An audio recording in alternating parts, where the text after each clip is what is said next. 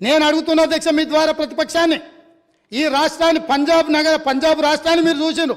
పంజాబ్ రాష్ట్రాన్ని ఈరోజు డ్రగ్స్ మహమ్మారి పట్టి పీడించడంతో ఈరోజు గ్రామాలలో పేద మహిళలు, ధనవంతులు శ్రీమంతులు కాదు, పేదలు భార్య తల్లి కూలికి పోయి సంపాదించిన డబ్బులో భర్తలను సోదరులను ఇవాళ డ్రగ్స్కి అలవాటు పడి బాధపడుతుంటే వాళ్ళకు అందులో సంపాదించిన కొంత డబ్బు పెట్టి డ్రగ్స్ కొని ఇచ్చే పరిస్థితి వచ్చింది. ఈ పరిస్థితి పంజాబ్ రాష్ట్రాన్ని నిర్వీర్యం చేసింది అధ్యక్ష. పంజాబ్లో యంగ్ విడోస్ చిన్న వయసులోనే మహిళలు వితంతువులుగా మారుతుంటే డ్రగ్స్ బారిన పడి ఈరోజు చావులను మనం కల్లారో చూస్తుంటే, రాష్ట్రమే నిర్వీర్యం అయిపోతుంటే, యువత డ్రగ్స్ బారిలో పడి చచ్చిపోతుంటే, తెలంగాణ రాష్ట్రంలో పూర్తిగా కూకటి వేళ్లతో పెకిలించి వేయాల్సిన ఈ డ్రగ్స్ మహమ్మారి విషయంలో ఎందుకు విచారణలో ఈ ప్రభుత్వం ఆనాడు జాప్యం వహించింది, ఎందుకు నిర్లక్ష్యం వహించింది, ఎందుకు దీని మీద చర్యలు తీసుకోవడానికి నార్కటిక్ డిపార్ట్మెంట్కు, డిఆర్ఐ డిపార్ట్మెంట్కు, ఈడీ డిపార్ట్మెంట్కు ఎందుకు సంపూర్ణమైన సమాచారాన్ని ఇవ్వలేదని నేను అడుగుతున్నా అధ్యక్ష. ఈరోజు నేను టీఎస్ న్యాబ్లో ఒక అడిషనల్ డీజీ క్యాడర్ ఆఫీసర్ను పెట్టి ఎంపవర్ చేసి ఇవాళ ఈ రాష్ట్రంలో డ్రగ్స్ అనే పదం వినిపించొద్దు, ఈ రాష్ట్ర సరిహద్దులు ఎవడు గంజాయితో రావద్దు, ఎవడు వచ్చినా ఎంత పెద్దవాడైనా ఎంత గొప్పవాడైనా వాళ్ళ వెనకాల ఎవరు ఉన్నా ఊచలు లెక్క పెట్టాల్సిందే, లెక్క పెట్టియాల్సిందే అని ఈరోజు నా ప్రభుత్వం మా మంత్రివర్గ సహచరులు తీసుకున్న నిర్ణయాన్ని ఈ ప్రతిపక్షాలు అభినందించాల్సిన అవసరం లేదు అధ్యక్ష. మిగతా విషయాలలో భిన్నాభిప్రాయాలు ఉండొచ్చు, భేదాభిప్రాయాలు ఉండొచ్చు, కానీ డ్రగ్స్ మహమ్మారిని నిషేధించడానికి నిర్వీర్యమైపోతున్న యువతను, చిన్న పాఠశాలల ఆడపిల్లలు బలైపోతున్న ఈ మహమ్మారిని నిషేధించడానికి ఈ దాన్నైనా అభినందించడానికి మన ప్రభుత్వాన్ని మీరు అభినందించడానికి మీకు మనసు రాలేదా అని నేను అడుగుతున్నా అధ్యక్ష. అంటే ఈరోజు ఈ సభలో వీళ్ళందరూ మిగతా వాటిలలో వాళ్ళకి రాజకీయ కోణాలు ఉండొచ్చు, కానీ ఈ విషయంలో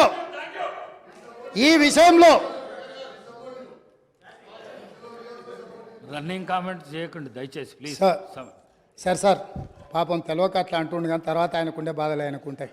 ఎందుకంటే ఎవరైతే ఈ అంశం మీద పూర్తి స్థాయిలో మాట్లాడినరో వారు బాధ్యత తీసుకొని మిగతా విషయాలలో మాకు భిన్నాభిప్రాయాలు ఉన్న డ్రగ్స్ నిర్మూలన విషయంలో, మత్తు పదార్థాలను నిషేధించడంలో, గంజాయి ఇతర మత్తు పదార్థాలను ఈ రాష్ట్ర సరిహద్దులను దాటి లోపలికి రానివ్వకుండా కంచేసి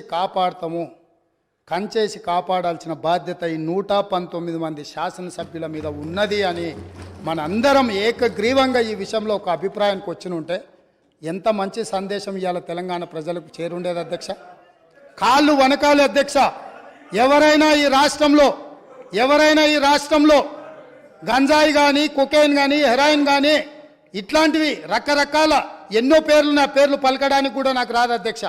వీటన్నిటినీ 100% ఉక్కు పాదంతో అణిచివేస్తాం, ఎంత వాళ్ళున్నా బొక్కలేస్తామనే నిబద్ధతతో మా ప్రభుత్వం పనిచేయబోతుంది. దీనికైనా వాళ్ళు పూర్తి స్థాయిలో మద్దతు పలకాలి అని చెప్పి మీ ద్వారా వారికి విజ్ఞప్తి చేస్తున్నా అధ్యక్ష. అదేవిధంగా అధ్యక్ష,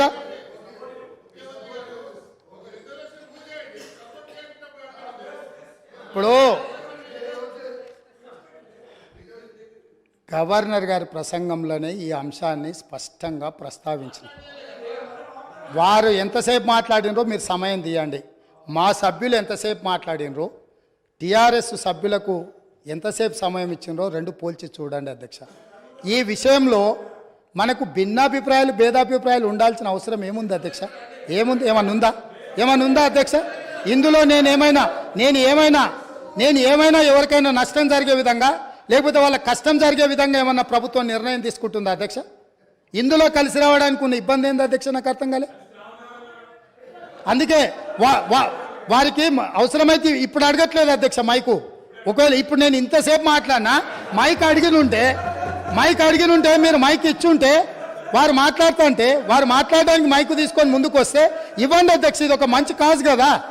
ఈ ఒక్క మంచి కాజ్కి వారిని ముందుకు వచ్చినందుకు మైక్ ఇవ్వండి అధ్యక్ష. గౌరవ కేటీఆర్ గారు స్పీకర్స్ ఆయనకు బ్రేక్ తీసుకోవాలంటే బ్రేక్ తీసుకోమన్నాడు సార్. మాకేం అభ్యంతరం లేదు. మాట్లాడి అలసిపోయినట్టున్నారు, మాకేం అభ్యంతరం లేదు. కానీ అధ్యక్ష, వారేదో కొత్తగా ఏదో చేసినట్టు డ్రగ్స్ విషయంలో అధ్యక్ష మా ముఖ్యమంత్రి గారు మా గౌరవ పెద్దలు మా పార్టీ అధ్యక్షులు ఈరోజు లీడర్ ఆఫ్ ఆపోజిషన్ కేసీఆర్ గారు వారు పాపం మరి ఫాలో అవుతారా లేదా వార్తలు నాకు తెలియదు కానీ సివి ఆనంద్ గారు అనే అడిషనల్ డైరెక్టర్ జనరల్ ఆఫ్ పోలీస్ని టిఎస్ న్యాబ్ అనేది ఏర్పాటు చేసిందే మా ప్రభుత్వం. Telangana state anti narcotics bureau ఏర్పాటు చేసిందే మా ప్రభుత్వం. ఏర్పాటు చేయడమే కాదు, సివి ఆనంద్ గారిని అపాయింట్ చేయడమే కాకుండా దాదాపు 9 నెలల కిందటనే ఆ కార్యాచరణ కూడా ప్రారంభించి మొత్తం అన్ని జిల్లాల ఎస్పీలు, ఇప్పుడు వారు చెప్పారు కదా ముఖ్యమంత్రి గారు, మొత్తం ఒక పూచిక పుల్ల గదులొద్దు, అసలు గంజాయి అనేది కనబడొద్దు అన్న మాట ఏదైతే వారు చెప్పినారు అధ్యక్ష. పంజాబ్ గురించి కూడా గొప్పగా చెప్పారు అధ్యక్ష. మరి పంజాబ్లో నిన్న మొన్నటి దాకా ఉన్నది కాంగ్రెస్ ప్రభుత్వమే అధ్యక్ష, వారు మర్చిపోయినట్టున్నారు. పంజాబ్ ఇవాళ మత్తులో మునిగిపోతోంది, యంగ్ విడోస్ అనేది అయితే మాట్లాడారో అక్కడ ఉన్నదంతా కాంగ్రెస్ ప్రభుత్వమే. ఉడతా పంజాబ్ అనే సినిమా వచ్చింది కూడా మీ కాంగ్రెస్ ప్రభుత్వంలోనే, అది కూడా తెలుసుకోండి అధ్యక్ష. భిన్నాభిప్రాయం ఉంది అన్నారు, ఎక్కడుంది అధ్యక్ష భిన్నాభిప్రాయం? అధ్యక్ష మేము ఒకవేళ భిన్నాభిప్రాయం ఉంటే మా ప్రభుత్వం ఎందుకు పెడుతుంది అధ్యక్ష? Telangana state anti narcotics bureau ఎందుకు పెడుతుంది? ఎందుకు సివి ఆనంద్ లాంటి కాంపిటెంట్ ఆఫీసర్ని పెడుతుంది? సరే మీరు తీసేసిండ్రు ఇలా ఆయన, అది వేరే విషయం, కానీ సివి ఆనంద్ లాంటి కాంపిటెంట్ ఆఫీసర్ని ఎందుకు పెడతాం అధ్యక్ష? ఇంకో మాట అధ్యక్ష, ఇట్లాంటి విషయాలు ఇప్పుడు ఈరోజు కాదు అధ్యక్ష, ఇట్లాంటి విషయాల్లో గౌరవ ముఖ్యమంత్రి గారు ఆనాడు కేసీఆర్ గారు మరి షీ టీమ్స్ పెట్టినా, రాష్ట్ర ప్రయోజనాలకు సంబంధించి ఏ అంశం పెట్టినా, ఈరోజు డ్రగ్స్ విషయంలో మీరు మాట్లాడినా 100% కాదు అధ్యక్ష, 1000% మా పార్టీ నుంచి పూర్తి సహకారం ఉంటుంది ఈ విషయంలో. వారికి కన్ఫ్యూజన్ అవసరం లేదు, వారికి ఇంకేమైనా అనుమానాలు ఉంటే కూడా నేను చెప్తా ఉన్నా. భిన్నాభిప్రాయాలు అన్నారు, మేము అభిప్రాయం చెప్తే కదా అధ్యక్ష భిన్నాభిప్రాయం ఉండడానికి, అది మేమే చెప్పినాము. మేమే మా ప్రభుత్వం ఉన్నప్పుడే ఏర్పాటు చేసిన సంస్థ, ఇవాళ మీరు క్రెడిట్ తీసుకుంటా అనుకోవచ్చు. మాట్లాడితే మేనేజ్మెంట్ కోట అంటారు అధ్యక్ష.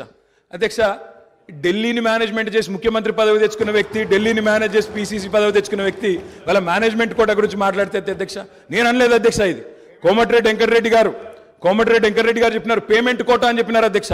కాబట్టి ఇంకా ఆయన కూడా మాట్లాడితే బాగలేదు అధ్యక్ష, వారి సవరించుకో.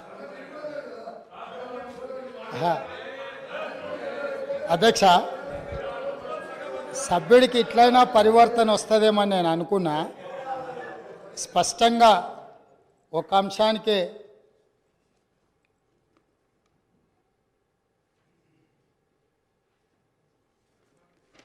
సభ్యుడు ఈ ఒక్క అంశానికే పరిమితమయ్యి స్పష్టంగా ముందుకొచ్చి ఇతర అంశాల పట్ల చర్చ జరగకుండా దీనికి మద్దతు ఇస్తారని నేను ఆశించిన. సో నన్ను నిరాశపరిచింది. నేను నిజంగానే సిగ్గుపడుతున్నా సార్, ఎందుకంటే పంట బీమాకు రైతు బీమాకు తేడా తెలియని వ్యక్తి ముఖ్యమంత్రిగా ఉన్నందుకు నేను నిజంగానే సిగ్గుపడుతున్నాను సార్. పంట బీమాకు రైతు బీమాకు తేడా తెలియని వ్యక్తి మీ గొప్ప నాయకుడు, గొప్ప ముఖ్యమంత్రి. అధ్యక్ష నేను ఒకటే మాట అంటా ఉన్నా అధ్యక్ష, వారు పర్సనల్గా చాలా దారుణంగా ఒక ముఖ్యమంత్రిలాగా కాకుండా ఏదో పీసీసీ అధ్యక్ష పదవుల్లో అక్కడ గాంధీ భవన్లో కూర్చుని ఒక ప్రెస్ మీట్లో మాట్లాడినట్టు స్వీపింగ్ రిమార్క్స్. అధ్యక్ష ఇవాళ ఆయన ఒక గౌరవమైన రాజ్యాంగబద్ధమైన పదవిలో ఉన్నారు అధ్యక్ష. నేనేమంటా ఉన్నా అధ్యక్ష, చెప్పాలి, గుర్తు చేయాలి, ఆయన గుర్తులేదు. నేనేమంటున్నా అధ్యక్ష, నేరెళ్లలో ఏదో జరిగింది, శాండ్ మాఫియా అని ఇష్టం వచ్చినట్టు మాట్లాడుతున్నారు. నేను ఒకటే అడుగుతున్నా అధ్యక్ష, 2004 నుంచి 14 వరకు